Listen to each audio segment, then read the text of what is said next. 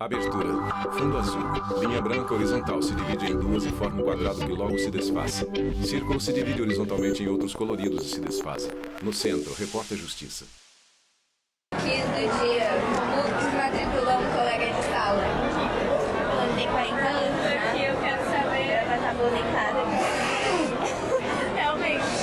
Gente, 40 anos não pode ver essa faculdade. O vídeo foi gravado por 3 alunas de biomedicina em Bauru, interior de São Paulo. Elas debocham de uma colega de sala que tem mais de 40 anos. A mulher citada no vídeo, alvo dos ataques, é Patrícia. Estava saindo do banheiro. Patrícia Tinha umas Linares, pessoas estudante. no pátio, uns alunos, e todos olhando para mim. Pensei, ué, o que está acontecendo, né? Mas continuei, para mim, aquilo era nada, né? Aí cheguei na porta do laboratório, 2 meninas que eu não conheço me chamaram, perguntaram se eu era Patrícia e que tinha um vídeo rolando a meu respeito. Ao assistir ao vídeo, Patrícia chorou e foi amparada pelos colegas e professores. Uma mulher reservada que até então nem tinha rede social não poderia imaginar a repercussão do vídeo publicado pela sobrinha. Esse post dela no Twitter teve 15 milhões de visualizações.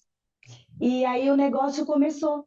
Não teve fim até hoje. As alunas que gravaram o vídeo saíram da universidade. Patrícia recebeu muita mensagem de apoio e criou um perfil no Instagram para retribuir o carinho. Ela conta que já recebeu mais de 50 mil relatos. Eu me senti na obrigação, sabe? De dar um carinho e agradecer todo mundo. Aí eu abri um Instagram com o meu nome. Não tinha postagem, nada, né? Porque eu abri exatamente para responder à sociedade que estava me pedindo.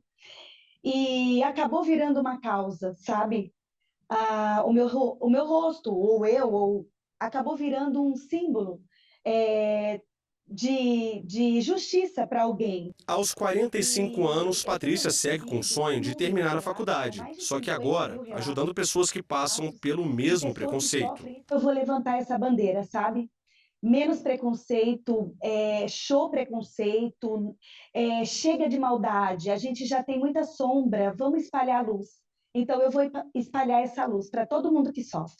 Em nota, a universidade reforçou o repúdio a qualquer ato de preconceito e discriminação e informou que estão sendo tomadas as medidas administrativas necessárias. Reiterou ainda que não compactua com práticas discriminatórias e ofensivas de qualquer natureza. O que aconteceu com a Patrícia tem nome. Repórter Leonardo etarismo. Ferreira, Brasília É um preconceito antigo e que está em todo lugar. É a discriminação sem fundamento, inconsistente, simplesmente por causa da idade. É uma espécie de bullying relacionada à faixa etária da pessoa. A gente pensa o idoso como alguém produtivo, Marques, como alguém do que não TJDFT. namora, como alguém que não exercita, não tem capacidade de exercitar suas atividades de forma autônoma, independente. Basta você ter 35 anos hoje. Alexandre Kalash, presidente do Centro Internacional da Longevidade. 1/3 da sua população com mais de 60 anos, para você estar lá entre eles. Então, abrace o envelhecimento, porque o envelhecimento veio para ficar. No Brasil, não há uma lei específica que trate do etarismo. O que existe, por exemplo, é o Estatuto do Idoso, que prevê como crime a pessoa que, por qualquer motivo, humilhe ou menospreze alguém por causa da idade. Fran é consultora em diversidade etária e etarismo e escreveu um livro onde aborda o medo que as pessoas têm de envelhecer e como lidar com o preconceito. A gente tem o etarismo na moda, a gente tem o etarismo no mercado de trabalho, o etarismo nos esportes. Fran Vinante, Então, consultora em livro, diversidade etária e etarismo. Para cada uma dessas áreas onde eu acho que a gente tem uma prevalência maior do preconceito, né? E foi muito bacana, porque depois que eu lancei esse livro, que já está na 2ª edição, eu lancei em 2021, muitas pessoas têm me procurado, eu tenho aumentado o número de palestras, rodas de conversa, as minhas redes sociais estão sempre muito movimentadas, porque as pessoas se identificam. Em algum momento da vida você sofreu esse preconceito, se não sofreu, vai sofrer. A discriminação por causa da idade também é chamada de ageísmo ou idadismo, todas têm o mesmo conceito. Os idosos são as principais vítimas dessa prática que muitas vezes acontece dentro da própria família. Existe muito preconceito de que o idoso é inútil, é incapaz, que ele não consegue neuropsicocanalista fazer mais da Universidade nada. de E São quando Paulo. o idoso se depara com isso, interioriza esse tipo de conteúdo, ele se sentindo incapaz, ele gera ansiedade, gera depressão e ele para de lutar pelos objetivos dele, se excluindo, se isolando, e aí sim ele vai adoecendo e desistindo da vida, que é o que a gente vê muitas vezes em consultório. A forma como você gostaria de ser tratado no velhice é a forma como você deve tratar os idosos hoje. O Tribunal de Justiça do Distrito Federal elaborou a cartilha Quem Nunca? Reflexões sobre o preconceito em razão da idade. O documento fala sobre o envelhecimento da população brasileira e a urgente necessidade de políticas públicas voltadas à população idosa. Nós buscamos na Central produzir uma cartilha que faz uma contextualização social do que é o envelhecimento, de como o Brasil envelhece, da necessidade de nós desconstruirmos figuras representativas e negativas em relação à velhice, para a gente poder tratar o envelhecimento de uma forma natural, como as outras fases da vida. A juíza do TJDFT explica que os casos de etarismo são mais frequentes entre os idosos, mas isso não é regra. Se a gente tem alguma conduta preconceituosa em relação ao adolescente, à criança, ao adulto também, a gente poderia pensar em etarismo. Então, todas as vezes que a gente fala, todo adolescente é aborrecente, é rebelde, isso também é uma conduta etarista, porque de certa forma a gente está classificando de uma forma pejorativa alguém pelo simples fato de ter aquela determinada idade. Flávia tem 67 anos, é desenhista industrial e especialista em engenharia de produção. A aposentada mora em Brasília e conta que já sofreu preconceito pela idade muitas vezes. Te excluem do trabalho, te desrespeitam nas ideias. Flávia Lacerda, aposentada. Elas passam a ser ultrapassadas e uma experiência, ela não pode ser ultrapassada. Experiência é uma experiência. Você viveu. Não quer dizer que você não evoluiu. Eu tive essa evolução também. Não existe isso. Eu parei no tempo do espaço, não existe. Primeiro, pela neurociência, o cérebro da pessoa continua aprendendo. Tudo. O avanço da idade nunca foi pretexto para Flávia deixar de aprender e adquirir novas habilidades. O fato de você ser mulher, de você ter uma idade avançada na área de tecnologia, ela é um fator quase que imediato de etarismo e idadismo, como a gente tem chamado hoje. Isso aí eles impõem muito assim, tipo, você não sabe, você não chegou, você já passou. Não existe. Meu tempo é hoje. Eu aprendi isso hoje, eu aprendi isso ontem, eu aprendi isso há 50 anos atrás. Recentemente, Flávia desenvolveu um aplicativo de celular para acompanhar a rotina da mãe, de 96 anos, que mora em Recife e tem a saúde debilitada. A ferramenta permite que qualquer familiar acesse as informações de rotina, como por exemplo, como foi a alimentação, se algum remédio está acabando e por aí vai. Se a pessoa tem lá o registro, se a leitura do medicamento foi feita pelo código de barras. Ele é feito pelo código de barras por quê? Porque ele vai registrar o código de barras, ele vai fotografar a caixinha do medicamento e vai ter a pessoa tomando. Você ainda tem a opção de você botar a fotografia da pessoa tomando. Quer dizer, é uma segurança para quem cuida, é uma segurança para quem é cuidado. Flávia acessa o aplicativo pelo celular. Nele ela controla a medicação dada para a mãe. E você continue com a gente, porque no próximo bloco a repórter Renata Teodoro mostra a atuação de pessoas com mais de 60 anos no mercado de trabalho. O Repórter Justiça volta já. Vinheta de transição no Centro Repórter Justiça. Vinheta de transição no Centro Repórter Justiça. Homem idoso e parcialmente calvo gerencia os produtos de um supermercado. As pessoas idosas, elas, na sua maioria, são rejeitadas pelo Manuel mercado Pereira de Carvalho, trabalho. gerente de O supermercado. mercado seleciona, ele vai atrás da experiência, que muitas vezes os jovens não têm essa experiência completa, não faz essa bagagem completa. E já uma pessoa idosa, com seus 50 para frente, ele vem buscar no mercado de trabalho uma oportunidade de aplicar sua experiência. Essa é a opinião do Manuel, gerente de supermercado. Ele não é especialista no assunto, mas também não está contando nenhum segredo. Muita gente já entende que esse é o comportamento da sociedade brasileira quando o assunto é sobre pessoas com 60 anos ou mais no mercado de trabalho.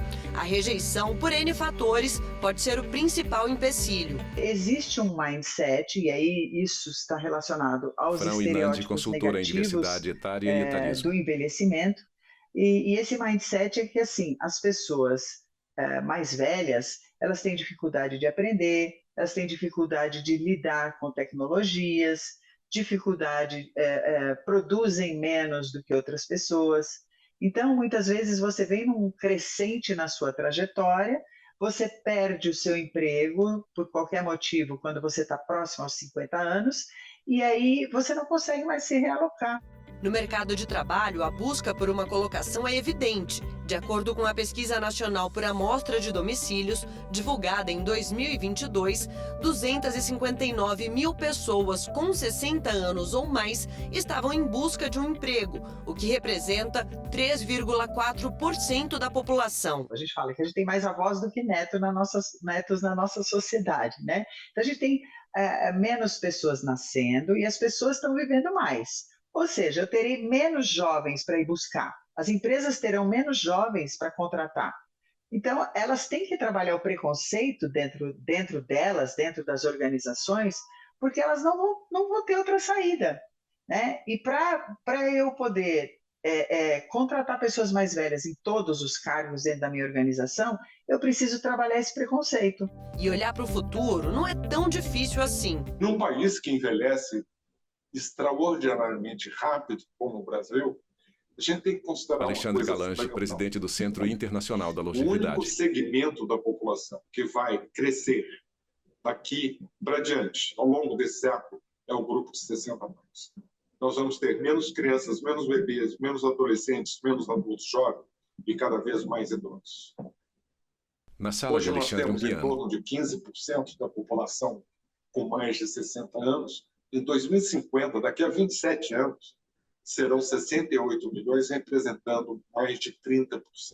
Outro levantamento, feito pelo Instituto Brasileiro de Geografia e Estatística, mostra que a população com 60 anos ou mais representa 15,6% do total da população do país, sendo 18,8 milhões de mulheres e 14,8 milhões de homens. Em 2060, elas serão 40,9 milhões e eles 32,6 milhões. Porque se nós formos depender só de pessoas jovens, que vão diminuir cada vez mais a sua proporção na sociedade, nós vamos chegar a uma situação da pirâmide populacional, com poucos jovens na base e cada vez mais idosos. É preciso que esses que estão no topo da pirâmide, esses tais idosos, possam ter condições de saúde, acesso à educação ao longo da vida, aprender sempre. É com esse espírito de aprendizagem que o Manuel tem levado a vida pessoal, social e profissional. Para ele, a convivência com os mais jovens é essencial para se manter atualizado. Esses meninos são muito ativos, eles são muito espertos. Hoje, na área de tecnologia, esses caras dão um banho. Quer dizer, e a gente mais idoso, quer dizer, é mais lento nisso. Não que você, no meu caso, que sempre procuro estar atento a tudo, me atualizando de tudo, quer dizer, com esses jovens ao meu lado, me atualizo melhor ainda. É aquela coisa, tem que ter interesse, não dá para entregar os pontos. E quanto mais velho a gente fica, mais a gente se cobra também.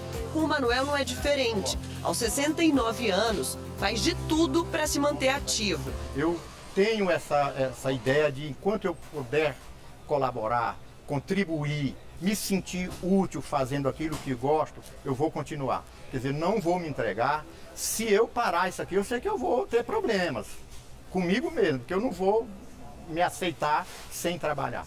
E eu sempre falo, se eu sair daqui, eu vou procurar fazer outra coisa. Já são 44 anos de experiência no varejo. A formação do Manuel é em economia, mas o que ele gosta mesmo é desse relacionamento com pessoas, seja com os colaboradores ou clientes. Em 2015, ele se aposentou e ficar parado sem trabalhar nunca passou pela cabeça dele. Me aposentei, mas para mim eu não passei um dia sem trabalhar. É o tempo todo no mercado e sempre nessa área de varejo. O dever de casa está sendo muito bem feito, porque além de tudo que a gente conheceu até aqui, Manuel também preza por uma vida de hábitos saudáveis. É a tal receitinha que dá certo. Cuidar da saúde é muito importante, ou até o mais importante. Por quê? Porque a pessoa não é pela idade que ele vai se jogar. Quer dizer, quanto mais eu tiver que viver, mais eu vou procurar viver com uma vida saudável, procurar me cuidar, fazer meus exercícios, porque isso ajuda na nossa longevidade com qualidade de vida. Não saia daí, porque eu volto já já para mostrar que o aprendizado na idade madura anda lado a lado com o empoderamento. Vou contar histórias incríveis de quem optou pelo lifelong learning. Já sabe o que é? Eu conto daqui a pouquinho. Vinheta de transição no Centro Repórter Justiça. Vinheta de transição no Centro Repórter Justiça. Envelhecer faz parte da vida. Até algumas décadas atrás, o Brasil era um país mais jovem, mas hoje em dia já existe um percentual significativo de pessoas com 60 anos ou mais.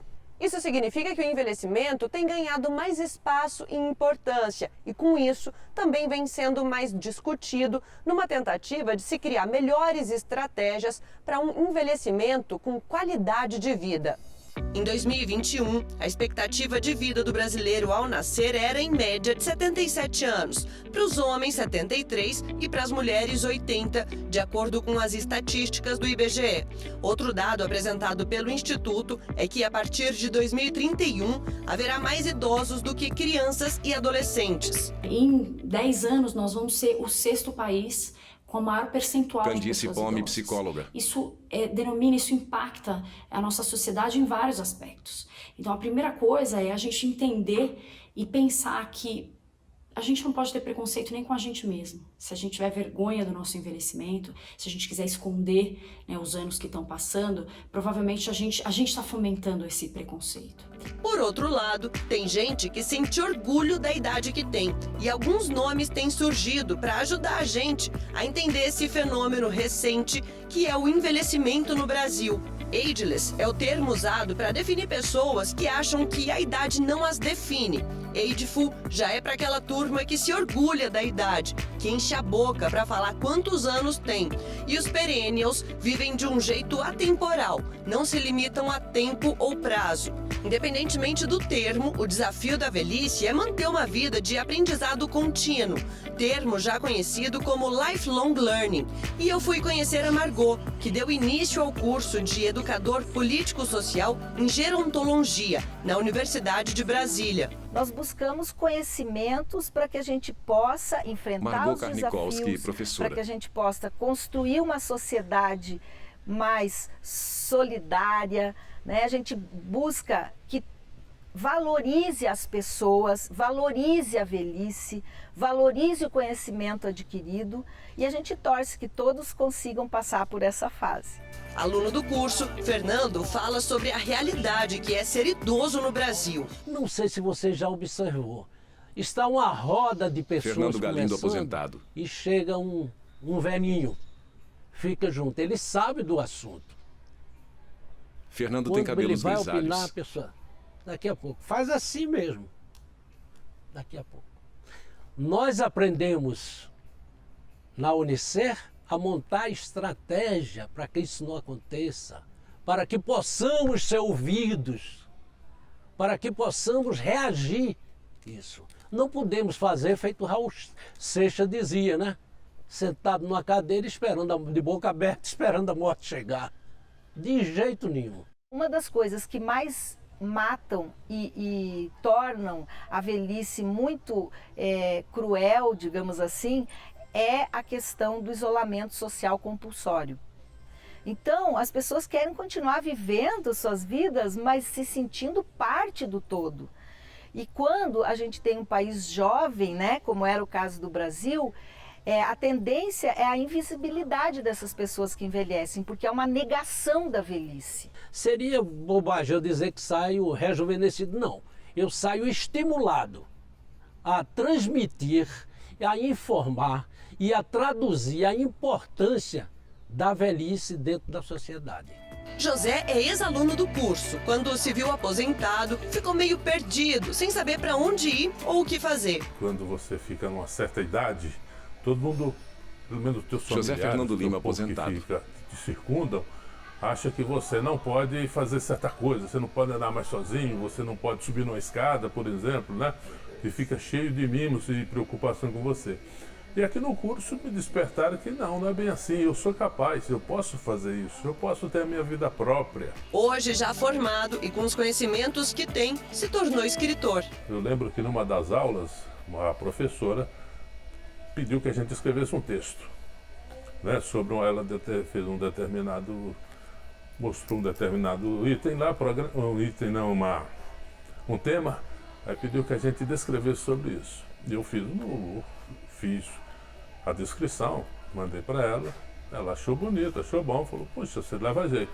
Aí aquilo falou, rapaz, não estou fazendo nada em casa, ainda recebo um elogio desse, vou começar a escrever alguma coisa. Mas, escrever o quê?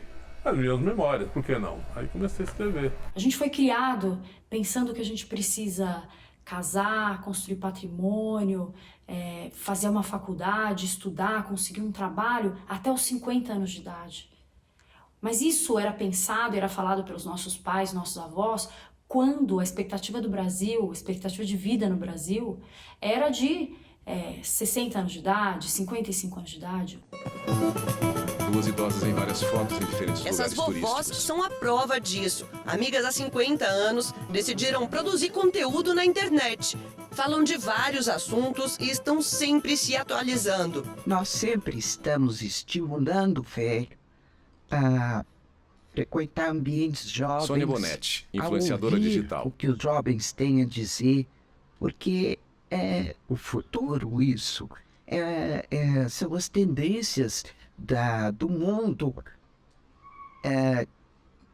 A pessoa precisa se abrir, às vezes jogar muita ideia velha fora, fazer uma limpeza cerebral e perceber que o que ele achava que estava certo não está mais, mudou. Já passamos por Cananéia, almoçamos lá, maravilhosas ostras, e estamos aqui fazendo um tour completo. E vamos contar tudo para vocês. Explorar a convivência com os mais jovens pode render frutos, experiências e até alguns rabiscos. Aos 89 anos, Nereide resolveu fazer uma tatuagem. Tudo começou quando a minha neta me convidou. Ô vó, Nereide Borelli, aposentada. Uma tatuagem? E eu fiquei pensando, falei, ai, não. Depois eu pensei bem, por que não?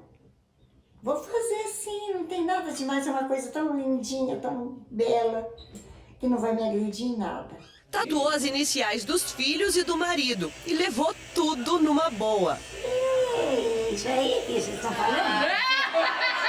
A tatuagem foi feita no braço direito. Vocês estão me achando, isso aqui não é nada pra mim. Que é isso? Te botou um monte de frouxo. Nossa, até olhar, ó. Você tem me segura que eu tô desmaiando. É um ardidinho.